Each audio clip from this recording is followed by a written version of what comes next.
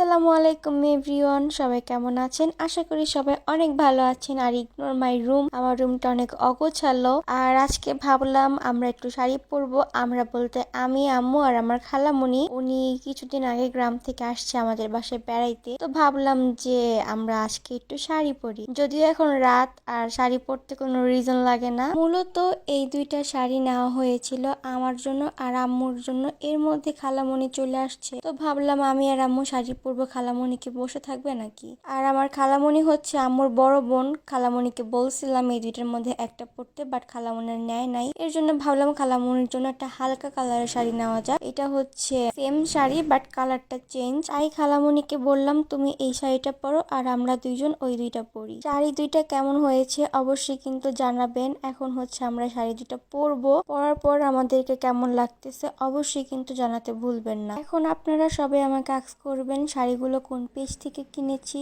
অবশ্যই আমি পেজটা আমার ক্যাপশনে এবং আমার স্ক্রিনে দিয়ে রাখবো, আপনারা চাইলে চেক আউট করতে পারেন। এই তো সব কথা শেষে আমি ঝটফট রেডি হয়ে নিলাম আর আমার আগে খালামণি আর আম্মু রেডি হয়ে গিয়েছিল। এই হচ্ছে আমার খালামণি আর আম্মু। মাশাআল্লাহ, দুইজনকে দেখতে অনেক সুন্দর লাগতেছিল, পুরাই পুতুলের মতো লাগতেছিল। তাই আমি আম্মুকে বললাম যে তুমি একটু কিছু বলো, একটু দাঁড়ায় শাড়িগুলো দেখাও। আমার খালামণি কিন্তু অনেক সহজ সরল মানুষ, সে এত কিছু বুঝে না। তাই আমি আর আম্মু কি করতেছিলাম, খালামণি শুধু বসে বসে দেখতেছিল। এদিকে আমি একটু মিরর শট নিলাম তিনজনের। এদিকে আমি আমার মাকে পুরো টুকটুকে গোলাপি বানাই দিছি। আম্মু বলতেছিল যে পুরাটার থেকে নাকি আমার শাড়িটাই বেশি ভালো লাগতেছে। পরে বললো যে একটু শাড়িটা ভালো করে তুমি দেখাও, দাঁড়াও। আম্মু আমাকে গাইড করতেছিল, তো আম্মুর কথা মতো আমি একটু দেখাইলাম। দেখায় খালামণির কাছে বসলাম। খালামণিও চুপচাপ বসে বসে দেখতেছিল আমাদের কাহিনী যে কইটা কি। এরপরে আমি খালামণির সঙ্গে দুষ্টামি করলাম। আসলে ওনারা গ্রামের মানুষ তো খুব সহজ সরল, আর ক্যামেরার সামনে আসতে ওনারা অনেক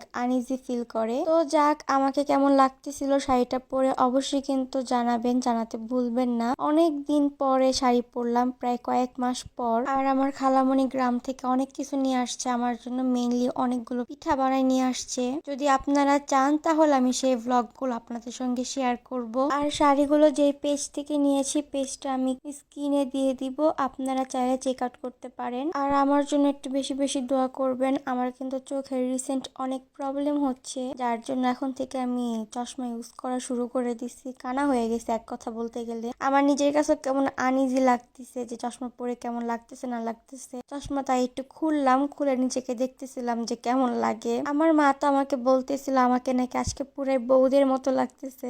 আমাকে কেমন লাগতেছে অবশ্যই জানাবেন, আর শাড়িতে কেমন লাগতেছে এটাও বলবেন। আপনারা সবাই একটু আমার ভিডিওটা লাইক, ফলো এবং শেয়ার করে দিবেন। আজকের ভিডিও এই পর্যন্তই। আল্লাহ হাফেজ।